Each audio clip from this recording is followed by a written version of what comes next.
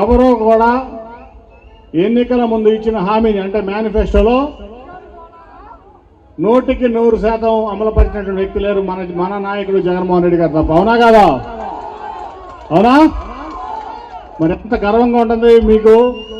వైఎస్ఆర్సీపీ కార్యకర్తలని నాయకులని చెప్పుకోవడానికి మనం గర్వంగా ఉందా లేదా? మన నాయకుడు మాట తప్పని వ్యక్తి. అవునా కదా? మన నాయకుడు నీతి తప్పని వ్యక్తి. అవునా కదా? మన నాయకుడు విలువలు కలిగిన వ్యక్తి. అవునా కదా? మన నాయకుడు తను అనుకున్న సిద్ధాంతం కోసం పేదవారి కోసం అండగా నిలబడతాడు. అవునా కదా? మరి మనందరికీ ఎంత గర్వంగా ఉండాలి ఆ పార్టీలో మనం పనిచేస్తున్నందుకు. అట్లాగే ఈ మధ్య ఎక్కడో చంద్రబాబు నాయుడు గారి స్టేట్మెంట్ చూసా, అసలు ఈ రాష్ట్రంలోనే అభివృద్ధి కావట్లేదు, ఏమీ జరగట్లేదు, మరి ఈ రాష్ట్రం నాశనం అయిపోయిందని చెప్పాడు. నేను సవాల్ చేస్తున్నా చంద్రబాబు నాయుడు గారికి, నాతో నువ్వు చర్చకు సిద్ధమా? ఎందుకంటే నీ పార్టీలోనే 10 ఏళ్ళు నేను ఎంపీగా ఉన్నా. అమరావతి అని చెప్పి అక్కడ ఒక రియల్ ఎస్టేట్ వ్యాపారం చేసి కనీసం ఒక సెక్రటరియట్ కట్టలేని నువ్వు ఏం అభివృద్ధి చేశావో, అట్లాగే జగన్మోహన్ రెడ్డి గారు ఏం అభివృద్ధి చేశారో బహిరంగ చర్చకి నేను సిద్ధమని చెప్పి చంద్రబాబు నాయుడు గారికి నేను సవాల్ చేస్తా ఉన్నా. నువ్వు 2014 నుంచి 19 వరకు ఎంత అభివృద్ధి చేశావో దానికి 3 రెట్లు జగన్మోహన్ రెడ్డి గారు ఆంధ్రప్రదేశ్ను అభివృద్ధి చేశాడని నేను చెప్తా ఉన్నా. 2.5 లక్షల కోట్లు సంక్షేమం ఇచ్చాడు, నీకంటే 3 రెట్లు ఎక్కువ అభివృద్ధి చేశాడు. కావాలంటే లెక్కలు కూడా చెప్తా. మీ ఊళ్ళో సచివాలయాలు కట్టారా లేదా? గ్రామ సచివాలయాలు అవి ఇప్పటికీ దాదాపు 11,000 సచివాలయాలు ముఖ్యమంత్రి జగన్మోహన్ రెడ్డి గారు కట్టారు. అవునా కదా? సొంత బిల్డింగ్లో, అద్దె బిల్డింగ్లో తీసేసి. మీ ఊళ్ళో ఆర్బీకేలు కట్టారా లేదా? మీ ఊళ్ళో హెల్త్ క్లినిక్లు పెట్టారా లేదా? కట్టారు కదా బిల్డింగ్లు. నేను 50 రోజులు అవుతుంది వైఎస్ఆర్సీపీ పార్టీలోకి వచ్చి.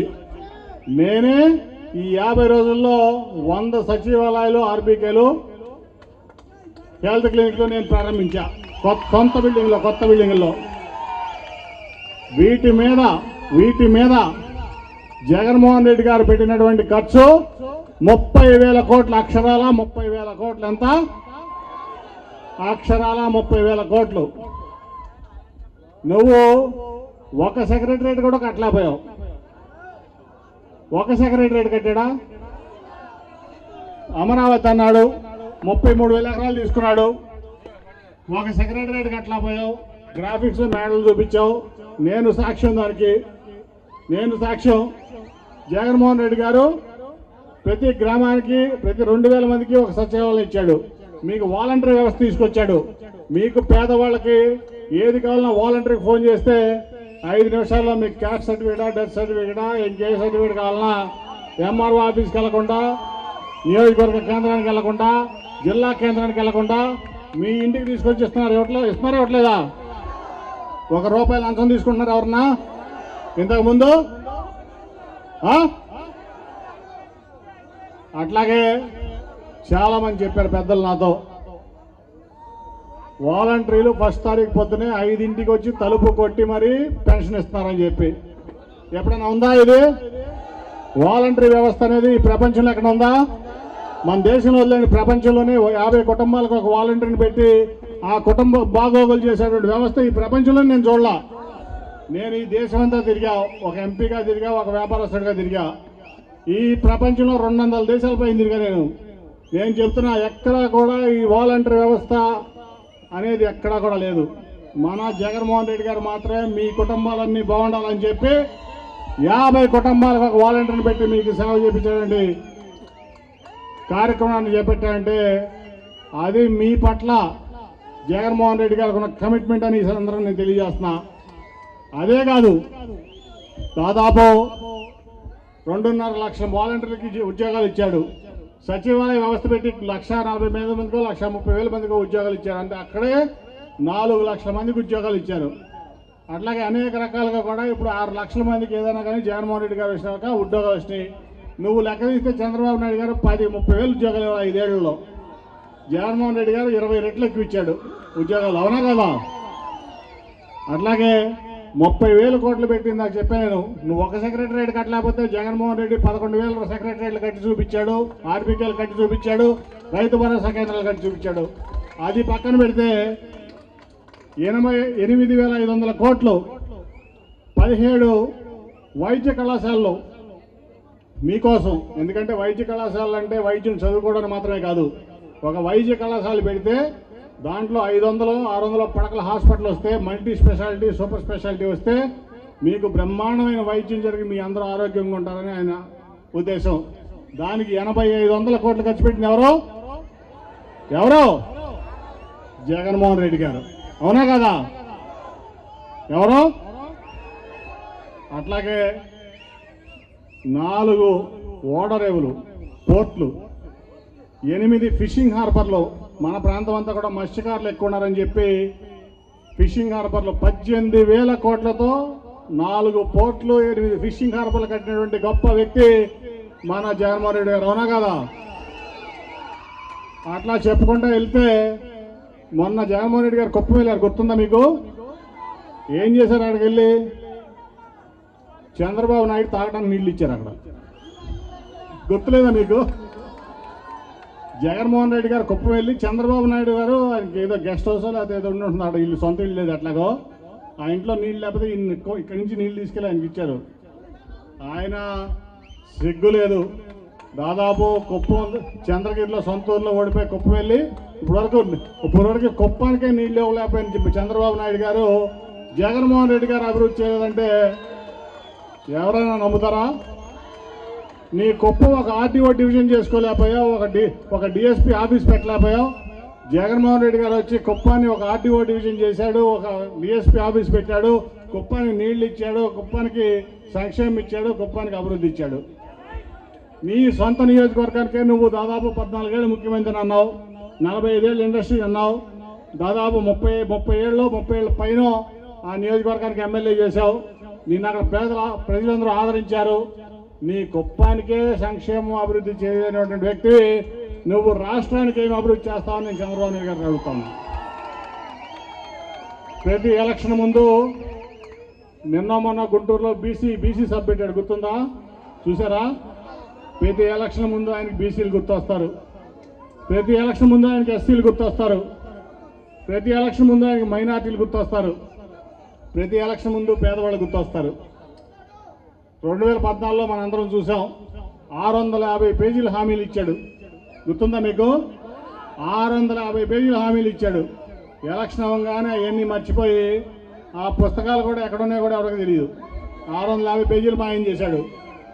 ఆ కంప్యూటర్లో కూడా ఎక్కడ ఉంటున్నామో అవి కూడా మాయం చేశారు. ఒక్క పని అంటే ఒక్క పని చేయాల. రైతాంగానికి రుణమాఫీ చేస్తానని చేశాడా? డ్వాక్రా మహిళకి రుణమాఫీ చేస్తానని చేశాడా? ఏమీ చేయలేదు.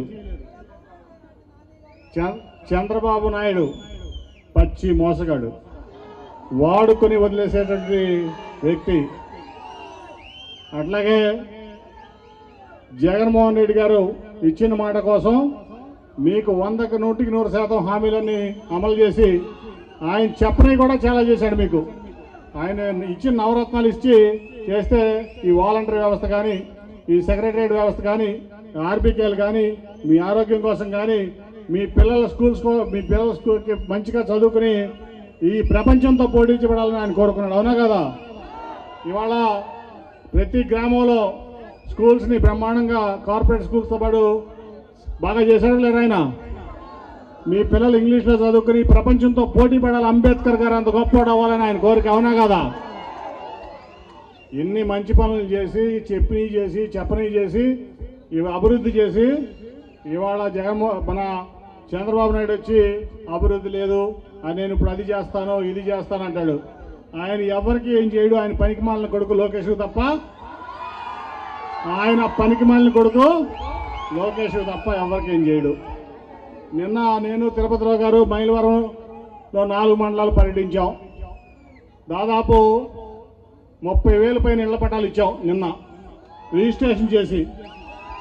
నాకు తెలుసు 2014 నుంచి 2019 వరకు కేంద్రం 5 లక్షలు ఇల్లు ఇచ్చింది చంద్రబాబు నాయుడికి, నువ్వు కట్టి పేదలకు ఉచితంగా ఇవ్వని. ఒక్క ఇల్లు ఇచ్చాడా? ఈయన మాత్రం ఈయన కొడుకు కోసం జూబ్లీస్లో పెద్ద ప్యాలెస్ కట్టుకున్నాడు. దానికి ఫర్నిచర్ ఇటలీ నుంచి తెప్పించాడు. ఎక్కడి నుంచి? ఇటలీ నుంచి తెప్పించాడు. కానీ పేదోడికి మటుకి ఒక్క ఇల్లు ఇవ్వాల.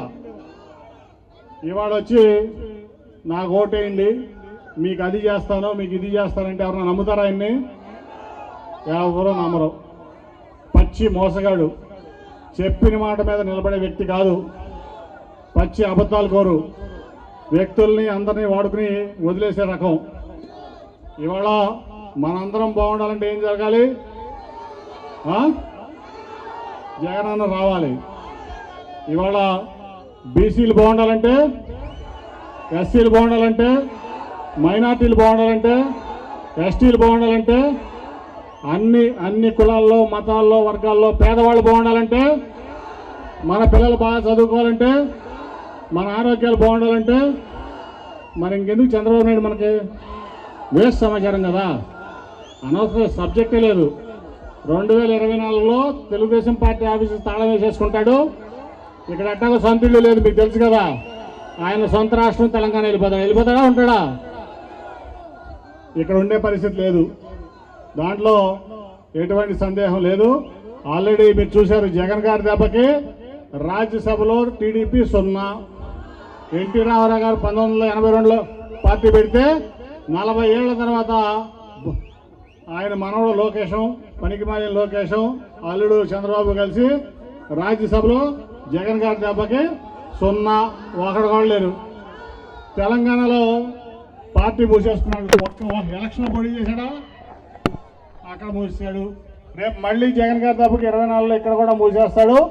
175కి 175 మళ్ళీ జగన్ గారు కొడుతున్నాడు. మీరందరూ సర్నాల తిరుపతిరావు గారిని భారీ మెజార్టీతో గెలిపించుకుంటున్నారు. మన పక్కా లోకల్ స్వచ్ఛమైన స్వర్ణాల. ఎవరో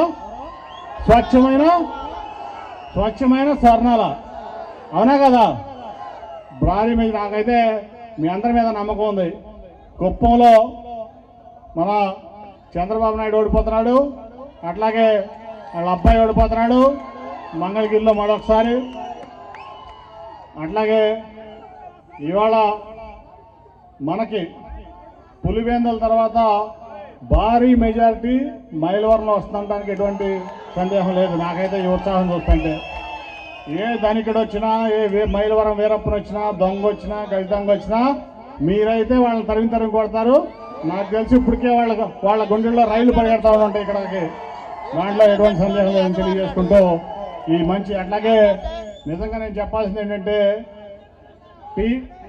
టీం వైఎస్ఆర్సీపీ మైలవరం నియోజకవర్గం ఇవాళ బ్రహ్మాండమైనటువంటి ఒక సమిష్టి కృషి చేసి ఈ ఆఫీస్ ఓపెనింగ్ కానీ, అట్లాగే ఈ కార్యక్రమం కానీ భారీ సక్సెస్ చేసిన ప్రతి ఒక్కరికి, అందరికీ ఇది ఎవరి విజయం కాదు, టీం వైఎస్ఆర్సీపీ మైలవరం పార్టీ సమిష్టి విజయం అని ప్రతి ఒక్కరికి పైనుంచి కింద వరకు, నాయకుల నుంచి కార్యకర్తల వరకు అందరికీ నా కృతజ్ఞతలు తెలియజేసుకుంటూ సెలవు తీసుకున్నాను. ధన్యవాదాలు.